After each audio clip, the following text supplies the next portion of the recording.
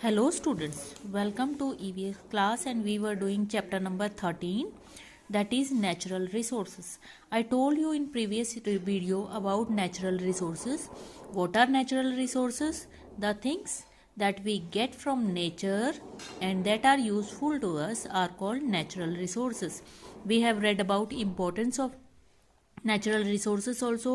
Today we will read about types of natural resources. आज हम types के बारे में पढ़ेंगे कि कितनी तरह के नेचुरल रिसोर्सेस होते हैं. Based on the availability natural resources are classified into renewable and non renewable resources. बेटा अवेलेबिलिटी के आधार पर, अवेलेबिलिटी क्या होती है? उपलब्धता या मिलने के आधार पर नेचुरल रिसोर्सेज को टू टाइप्स में, मेनली टू टाइप्स में क्लासिफाई किया हुआ है यानी बांटा हुआ है, रिन्यूएबल एंड नॉन रिन्यूएबल. तो there are mainly two types of natural resources, renewable and non renewable. So we will read about it. Renewable और इनएग्जॉस्टिबल रिसोर्सेस. रिन्यूएबल वो रिसोर्सेस होते हैं बेटा जो रिन्यू हो सकते हैं, जो कभी खत्म नहीं होते. और इनएग्जॉस्टिबल मतलब जिनका अंत नहीं होता, जैसे सन है, सोलार एनर्जी है, विंड एनर्जी है, ये क्या है? ये कभी नहीं खत्म होंगे. ठीक है. Sunlight, water, air, soil, plant, forest and animals are few examples of renewable resources. तो ये सारे सनलाइट है, वाटर है, एयर है, सॉइल है, प्लांट है, फॉरेस्ट है, ये सारे क्या हैं? रिन्यूएबल सोर्सेस ऑफ एनर्जी के एग्जाम्पल हैं. Let us learn about renewable sources in detail. आओ हम रिन्यूएबल रिसोर्स के बारे में डिटेल में विस्तार से पढ़ें. The sun is constant source of light and heat for the earth. हमें पता है what does sun give us? Sun give us heat and light. तो वो कॉन्स्टेंट यानी परमानेंट यानी स्थायी सोर्स है किसका? लाइट एंड हीट का. वो क्योंकि लाइट एंड हीट हमें कहाँ से मिलती है? सन से.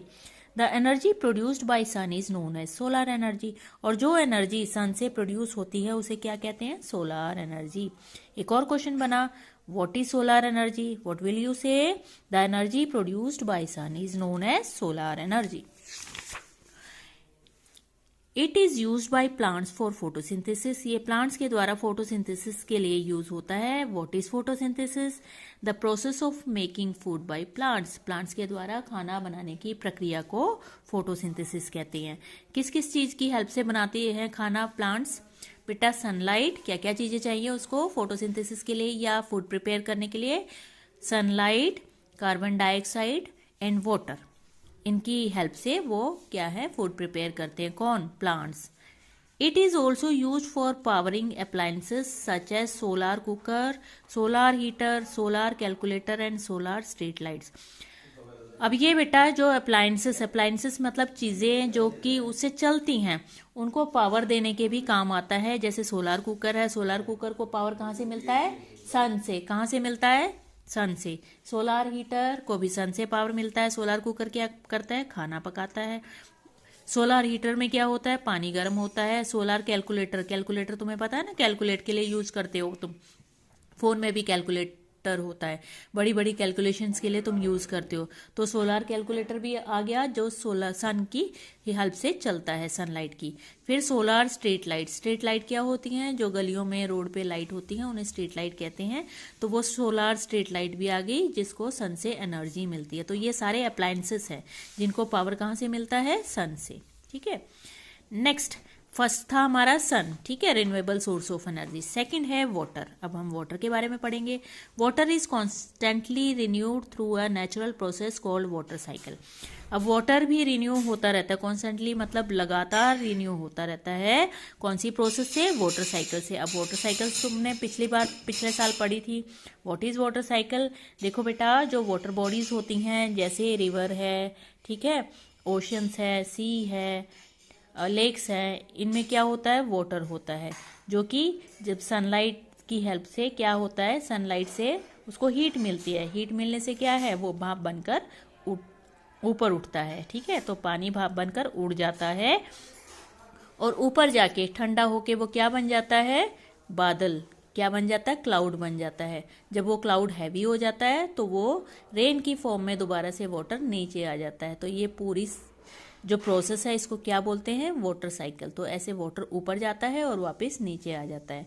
तो इस तरह से वाटर भी कभी खत्म नहीं होगा, है ना. तो moving water was earlier use for running machines like water mills and saw mills. तो बेटा मूविंग वाटर पहले, अर्लियर मीन्स काफी पहले, किसमें यूज होता था? मशीन्स चलाने में। कौन कौन सी machines? Water mills. Water mills क्या होती हैं? पंचक्की। फिर सॉ मिल क्या होता है? आरा मशीन। अब पंचक्की क्या करती थी? आटा पीसने के काम आती थी। और सॉ मिल क्या है? लकड़ियां काटने के काम आता था। ठीक है, और ये किससे चलती थी इनकी मशीन्स? वाटर से, मूविंग वाटर से। ठीक है, बहते हुए पानी से। One of the most interesting way to use water is by storing it into reservoirs behind dam। यानी बेटा एक और जो वे है वाटर को यूज करने का, उसको स्टोर करना चाहिए। ठीक है, किस में स्टोर होता है? डैम बनाते हैं, डैम्स में रिजर्वर होता है। रिजर्वर क्या होता है?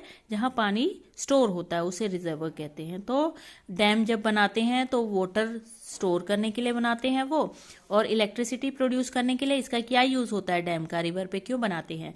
तो to store water, to produce electricity and to prevent from flood, मतलब बाढ़ आने से बचाने के लिए डैम का यूज होता है। ठीक है, when this water is release from a dam a lot of energy is release. जब ये वाटर डैम से छोड़ा जाता है तो बहुत सारी एनर्जी रिलीज होती है, बहुत सारी एनर्जी मिलती है। This energy is then use for running special machines called turbines which generate electricity. अब इस एनर्जी से कौन सी मशीन चलती हैं? टर्बाइंस। तुमने पिछले चैप्टर में भी पढ़ाया था। क्या होते हैं टर्बाइंस? जो मूविंग वाटर या मूविंग एयर से चलती हैं वो मशीनें, उन्हें क्या कहते हैं? टर्बाइंस। तो ये क्या करती हैं? इससे इलेक्ट्रिसिटी जनरेट होती है या इलेक्ट्रिसिटी प्रोड्यूस होती है। इलेक्ट्रिसिटी बनाने के लिए ये मशीन्स यूज होती हैं। तो ये टर्बाइंस किससे चलती हैं? या तो मूविंग वाटर से या मूविंग विंड से। ठीक है बेटा। Another important renewable resource is air. अब एक और इम्पोर्टेंट रिन्यूएबल रिसोर्सेज कौन सा है? एयर। थर्ड अब एयर। देखो पहला सन के बारे में हमने पढ़ा था, सेकंड वाटर था, थर्ड कौन सा है? एयर। ठीक है, तो ये भी बहुत इंपॉर्टेंट रिन्यूएबल रिसोर्स है। Moving air is called wind. अब विंड किसको कहते हैं? मूविंग एयर, मतलब बहती हुई हवा को विंड कहते हैं। The energy produced by wind is known as wind energy. और जो एनर्जी हमें विंड से मिलती है उसे क्या कहते हैं? Wind energy. ठीक है, नाउ एक क्वेश्चन बन गया, व्हाट इज विंड एनर्जी? क्या बोलोगे? The energy produced by wind is known as wind energy. This energy is used for producing electricity with the help of wind mill. अब ये energy कैसे यूज होती है? इलेक्ट्रिसिटी प्रोड्यूस करने के या इलेक्ट्रिसिटी जनरेट करने के काम आती है। किसकी हेल्प से? विंड की हेल्प से। ठीक है, नेक्स्ट इज नॉन रिन्यूएबल और एग्जॉस्टिबल रिसोर्सेस। नॉन रिन्यूएबल मतलब जो रिन्यू नहीं हो सकते, या एग्जॉस्टिबल यानी जो खत्म हो जाएंगे या एक ना एक दिन खाली हो जाएंगे, ऐसे रिसोर्सेस के बारे में अब हम पढ़ेंगे। अब तक हमने पढ़ा था रिन्यूएबल रिसोर्स के बारे में, अब हम पढ़ेंगे नॉन रिन्यूएबल रिसोर्सेस, या इसको एग्जॉस्टिबल रिसोर्स भी कहते हैं। Some natural resources cannot be renewed once they are used. मतलब कुछ नेचुरल रिसोर्सेस ऐसे होते हैं जो रिन्यू नहीं कर सकते। ठीक है, यानी दोबारा से हमें नहीं मिल सकते अगर वो एक बार यूज हो जाते हैं तो। while others take millions of years to get renewed through natural process। और कुछ में millions of years लगते हैं रिन्यू होने में नेचुरल प्रोसेस के द्वारा, नेचर के द्वारा, जो नेचर की प्रक्रिया होती है उसके द्वारा रिन्यू होने में उनको क्या millions years लगते हैं। These resources are known as non-renewable और एग्जॉस्टिबल रिसोर्सेस। इन रिसोर्सेस को क्या बोलते हैं? जो रिन्यू नहीं हो सकते या जिनको रिन्यू होने में मिलियंस ऑफ ईयर्स लगते हैं, इनको क्या बोलते हैं? नॉन रिन्यूएबल और एग्जॉस्टिबल रिसोर्सेस। ठीक है, एग्जॉस्टिबल मतलब जो एक ना एक दिन खत्म हो जाएंगे या खाली हो जाएंगे। मिनरल्स आर नॉन रिन्यूएबल और एग्जॉस्टिबल नेचुरल रिसोर्सेस। अब मिनरल्स हैं बेटा, इसके एग्जांपल मिनरल्स हैं यानी खनिज जो हमें जमीन से मिलते हैं। ठीक है, they are found in rocks on the surface of earth, deep inside the earth और under the sea। अब ये मिनरल्स हमें कहाँ से मिलते हैं? ये खनिज हमें कहाँ से मिलते हैं? खनिज क्या है? जैसे कोल है, पेट्रोलियम है, आयरन है, कॉपर है, ये क्या है? सारे मिनरल्स। तो ये या तो हमें रॉक्स में मिलते हैं, पत्थरों में मिलते हैं जो कि अर्थ की सरफेस पे, सतह पे मिलते हैं, और या डीप इनसाइड द अर्थ, अर्थ की गहराई में, अर्थ के ज्यादा गहराई में मिलते हैं, या अंडर द सी, सी के अंदर, सी के नीचे मिलते हैं। ठीक है, अंडर मीन्स नीचे। Most of the minerals are obtained by digging deep into the earth. बहुत सारे मिनरल्स मतलब अधिकतर, मोस्ट मतलब अधिकतर मिनरल्स हमें खनिज कहाँ से मिलते हैं? ऑब्टेन यानी मिलना, कहाँ से मिलते हैं? डिग करके यानी खुदाई करके, कहाँ, गहराई में, अर्थ को गहरा खोद कर मिलते हैं हमें बहुत सारे minerals. The activity of digging for minerals is called mining. जो एक्टिविटी, जो काम, जो हम खुदाई करते हैं मिनरल्स निकालने के लिए, उसे क्या कहते हैं, माइनिंग। एक और क्वेश्चन आ गया, what is mining? The activity of digging for minerals, मतलब मिनरल्स के लिए खुदाई करने को माइनिंग कहते हैं। ठीक है। Mines are deep holes that are dug to remove valuable minerals from under the earth.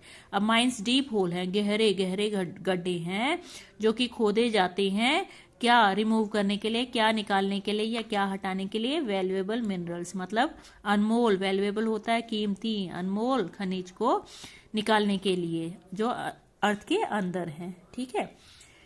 Gold, silver, iron, copper, aluminium, coal and petroleum are example of minerals found under the surface of अर्थ।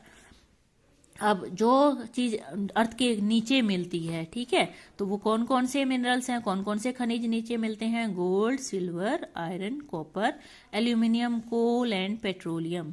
ये क्या है? ये minerals हमें अर्थ के नीचे मिलते हैं। Let us learn